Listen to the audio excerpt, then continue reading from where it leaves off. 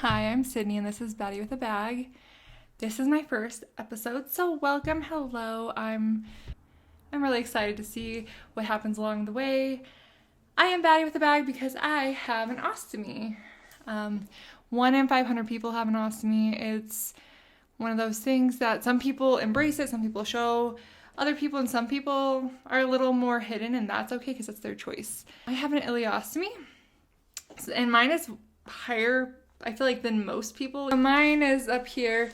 It's placed a little bit higher, and I've had it for about 3 years now. It saved my life, but at the beginning, getting it was a little bit of a struggle. It's not something that I knew much about. People around me didn't know much about it, and I sometimes think having an ostomy is a little bit of taboo because no one really likes to talk about poop. Anyways, I'm Sydney, and I'm 32. I'm a teacher. This podcast will be about ostomy stuff, about teaching stuff, things I'm probably excited about, things I'm going through, just a little bit of everything. Sometimes happy, sometimes sad, sometimes tips, just anything that I can do to just share my journey, share myself, and put myself out there a little bit more and really embrace and be authentic to who I am. So let's start at the beginning. In 2019, I got sleeve surgery. I was 350 pounds and I had struggled with weight my whole life. And I mean my whole life. I was active, but I had done everything I could to lose weight. Finally, I got the sleeve surgery, and then around 4 months later, I got very sick. Come to find out, I had started to reject my Humira, and we didn't know until it was too late. I also have a problem of pushing myself past the limit, past the breaking point. I was teaching, and it was testing in Arizona. If you're a teacher, you know what that's like. So we were having state testing, and well, I had shivers, and let's not be too graphic, but I have perianal Crohn's disease, so I had in the anus some things going on, and that was terrible and painful. And anyways, I just kept pushing. I'm like, it's okay, I feel bad, but I just want my kids to keep going, keep testing. And I was shivering every day. My mom would come and she would bring me like coffee and hot things, and it was April, so it was already really warm, and the fact that I was shivering.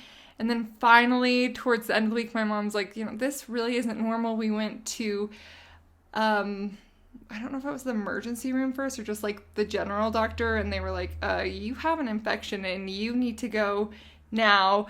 And I had a perianal fistula. Very fun, if you know what that is, and really fun to just get an exam. And of course, my doctor who did the exam, good old-fashioned gloved up, he did not have small fingers, and I was already in so much pain, and it was bleeding, and it was just not fun, and I almost passed out. I remember I screamed. It hurt so bad, and I'm sorry for anyone. It's not a fun thing, like, hey, how are you doing? My name's this, and then bend over, and no, it's not something that's really fun.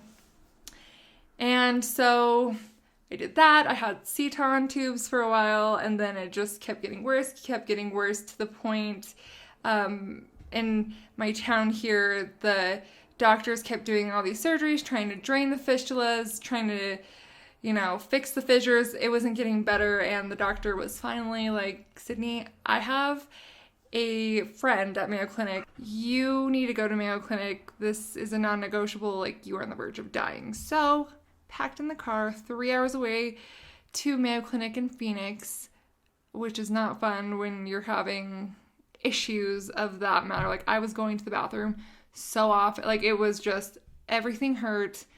Not to be graphic, but at this point, I'm going to start being graphic. If this is not for you, you should probably, speed this part up. But fistulas, fissures, I'm bleeding a crazy amount. I'm having infection come out. I'm in so much pain. My body's shaking. And I go to the doctor at Mayo Clinic. I'm laying down and they look at me, like I'm laying down in the waiting room of Mayo Clinic. I'm gray. I'm like shaking.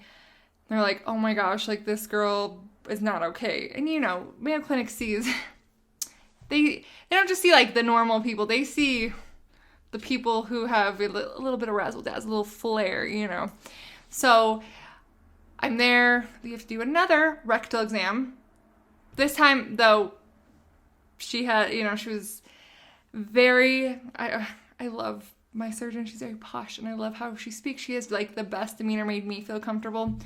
And, well, I did my rectal exam, and they were like, you need to be in the hospital now. Like, you are dying. And as Sydney would have it, because, not Murphy's Law, Sydney's life, they go see if I have anything going on, like, disease-wise, and I do. I had C. diff. And they're like, how many times have you been going to the bathroom?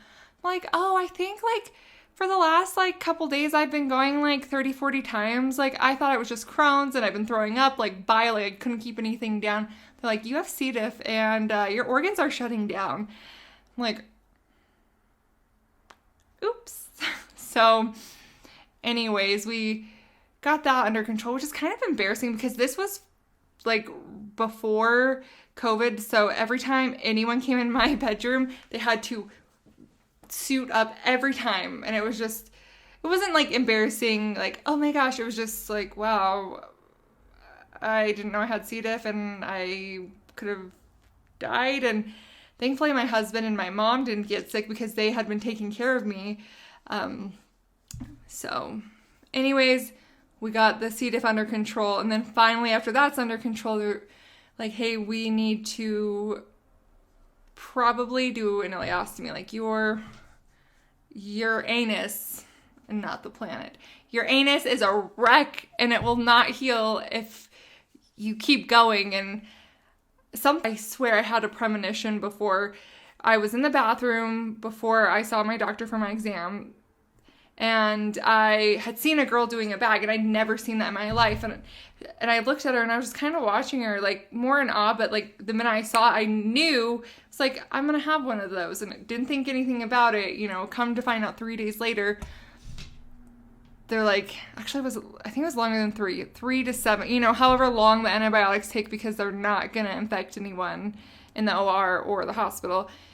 So I come to terms like, okay, we'll have an ileostomy. It'll be just for like a little while. And I got it, and it's okay.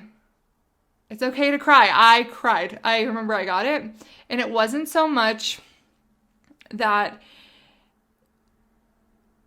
it was, obviously no one wants a shit bag. I'm sorry. It's not like, oh, sign me up. I want a poop bag, like, on me. It was just more feeling like your body let you down. It's the sense of you have to learn something new. You have to come up with a new skill, dressing wise. And again, I was not in my right mind. I cannot speak for everyone. I was not in my right mind. I was in so much pain. The Dilaudid, everything they were giving me, the pain was so intense. My body was, like, the pain threshold was higher because I didn't know that you should manage your pain. I just thought, like, keep pushing it through. And, I'd always lived at, like, a pain level of, like, 7 on a good day before I had an ileostomy. And I come to find out, didn't know that was not a normal thing. But sometimes I wonder if that's an autoimmune thing. If you hear, like, the term spoonie, I wonder if that's normal for us. Anyways, so I get my ileostomy, and it was also when I was heavier. So I had so much skin. We thought we were going to place it, like, low.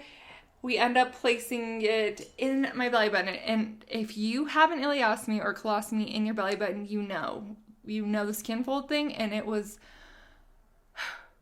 a treat, let me tell you. So I come out, I'm like, oh my gosh, I'm touching myself. It's weird. Like, I, like, could touch it, and then I, like, had to stop. Like, it was it's like you're mourning your body, like, what could do. So I'm, like, trying not to cry. I'm like, get yourself together.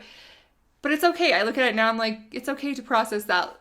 Sit with it, process it, and then eventually, like, you're going to become stronger for it. It might take a year, it might take 2 years, but you'll become stronger for it. So I get it. Nurse bag change happens. And of course, the nurses know how to do it. They were great. They try to teach me, but you know, you're in so much like, you're just trying to heal. It hurts. Like, I remember, for me personally, I was in a lot of pain. You know, obviously my anus was in pain. But anyways, so we had to do the first bag change, and they pull it off, and my stoma has a rod through it, like this white rod, and I'm like, what the French toast is going on? Also, while all this is going on, I'm hearing the code blue, code red. The one where I'm like, oh my gosh, am I dying? I forgot to mention that when I went, all of the floors and all the rooms were full, and my colorectal surgeon was like, she's very nice, but you could tell she was like, get her into a room, she's dying. And I'm like, oh, no one wants to hear that word. Anyway, so I'm hearing all these code blue, code red, and I thought I was on the, you know, the butts and guts floor, the ostomy floor, all of that. And I was like, people are dying of Crohn's and colitis and all the other things. But to me, I'm like, my brain was like, oh my gosh, my butt's gonna fall out. So they're changing it. And I find the rod, and the nurses are like, oh. And I guess it's to help pull your stoma up, you know, to keep it so it doesn't go in.